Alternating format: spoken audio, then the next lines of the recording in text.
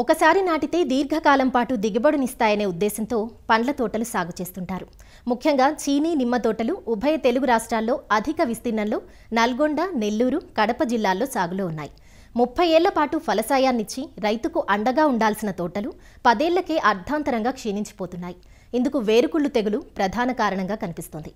కాపు కాసే తోటల్లో చెట్లు హఠాత్తుగా వడలిపోవటాన్ని రైతులు గమనిస్తుంటారు. నీటి ఎద్దడి వల్ల వడబడి చనిపోయాయో, తెగులు సోకి చనిపోయాయో రైతులకు అంతుబట్టదు. ఏటికేడాది ఈ సమస్య తోటల్లో పెరుగుతూ ఉంటుంది. వేసవి కాలంలో ఈ సమస్య ఎక్కువగా ఉంటుంది. అసలు ఈ వేరుకుళ్ళు తెగులు ఎందుకు వ్యాపిస్తుంది? నివారణకు ఎలాంటి సమగ్ర యాజమాన్య పద్ధతులను పాటించాలి?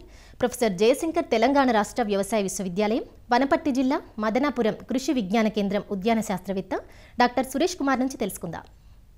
ఈ మధ్యకాలంలో రైతులు సరైన యాజమాన్య పద్ధతులు పాటించకపోవటం వల్ల చీనీ, నిమ్మ మరియు ఇతర పండ్ల తోటల్లో వేరుకుళ్ళు తెగులు ఉధృతిని ఎక్కువగా గమనించడం జరిగింది.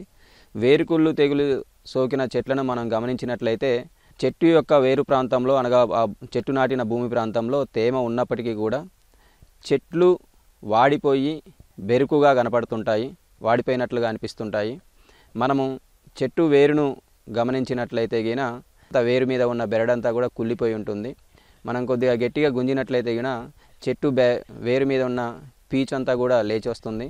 ఈ తెగులు అనేది ఒక చెట్టు నుంచి ఇంకొక చెట్టుకు వేళ్ళ ద్వారానే నీటి ద్వారా సంక్రమిస్తుంది. ఈ తెగులు రావడానికి ప్రధాన కారణాలు మనం గమనించినట్లయితే చెట్లను చౌడు భూముల్లో నాటటము, బరువైన నల్లరేగడి నేలల్లో పండ్ల తోటలను నాటటము, చెట్టు మొదల దగ్గర మురుగునీరు ఎక్కువ ఆగి ఉండటము వలన ఈ వేరుకుళ్ళు సమస్య రావడానికి అవకాశం ఉంది.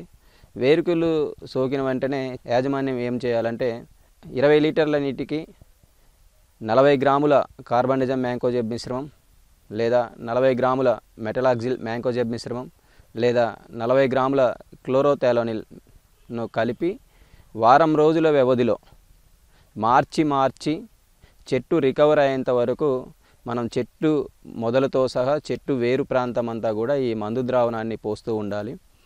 ఈ విధంగా రెగ్యులర్గా వారానికి ఒకసారి పోస్తూ ఉన్నట్లయితే గిన ఈ మందు ద్రావణాలను మార్చి మనకు చెట్టు రికవర్ అయ్యే అవకాశాలు ఎక్కువగా ఉన్నాయి. తర్వాత ఈ చెట్టు రికవర్ అయ్యేంత వరకు లీటర్ నీటికి 10 గ్రాముల నీటిలో కరిగే 319ల మిశ్రమాన్ని కలిపి వారానికి ఒకసారి చెట్టు ఆకులన్నీ తడిసేటట్టు మనము పిచికారీ చేస్తూ ఉన్నట్లయితే గిన మనకు చెట్టు రికవర్ అయ్యేంత అవకాశం ఉంది. తర్వాత అసలు వేరుకుళ్ళు రాకుండా ఉండటానికి చేయవలసిన యాజమాన్య చర్యలు గమనిస్తే మనము చెట్లను పండ్ల తోటలన్నింటినీ కూడా ఎత్తైన బోదెల మీద నాటుకోవాలి. మరియు నీటి వసతిని కూడా అవకాశం ఉన్నంత వరకు డ్రిప్ ద్వారానే ఇవ్వాలి.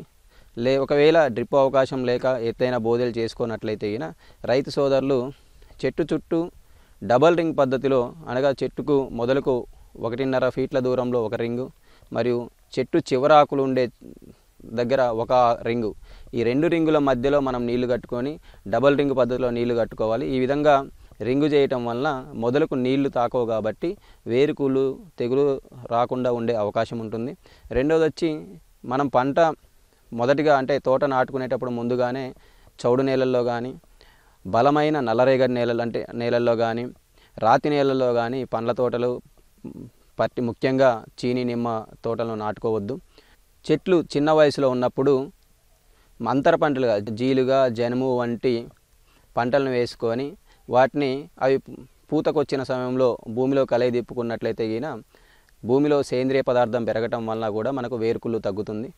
తర్వాత 10 సంవత్సరాల చెట్లకు గమనించినట్లయితే 100 కేజీల పశువుల ఎరువు, 10 కేజీల వేపపిండి లేదా 10 కేజీల ఆముదం పిండి లేదా 10 కేజీల కానుగ పిండిని కలుపుకొని ప్రతి సంవత్సరం మనకు సమృద్ధిగా సేంద్రియ ఎరువులను ఇచ్చినట్లయినా కూడా వేరుకుళ్ళు రాకుండా ఉంటుంది. తర్వాత ప్రతి సంవత్సరం వర్షాకాలం మొదల్లో మనము ట్రైకోడర్మాను పశువుల ఎరువుతో వృద్ధి చేసుకొని ప్రతి చెట్టుకు 5 కేజీల ట్రైకోడర్మాతో వృద్ధి చేసిన పశువుల ఎరువును మనం చెట్ల మొదళ్ళల్లో వేసుకున్నట్లయితే మనకు కాలక్రమంలో వేరుకుళ్ళు రాకుండా నివారించబడుతుంది.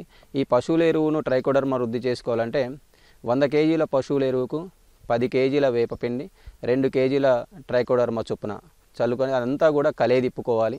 ఇదంతా కూడా నీడ ప్రాంతంలో చేయాలి. నీడ ప్రాంతం అంటే చెట్ల కింద కానీ ఏదన్నా నీడ ప్రాంతంలో చేసుకోవాలి. ఇదంతా కూడా ఈ ట్రైకోడర్మా పశుతో వృద్ధి చేసే పశువుల ఎరువుకు మనము గోనె పట్టలతో కప్పి ఉంచాలి. ప్రతిరోజు దాంట్లో సఫిషియెంట్గా సరైన మోతాదులో తేమ ఉండేటట్లు రోజు నీళ్ళు ఇవ్వాలి. 15 రోజుల తర్వాత గమనించినట్లయితే మనకు పశువుల ఎరువు అంతా కూడా ట్రైకోడర్మా డెవలప్ అయి ఉంటుంది.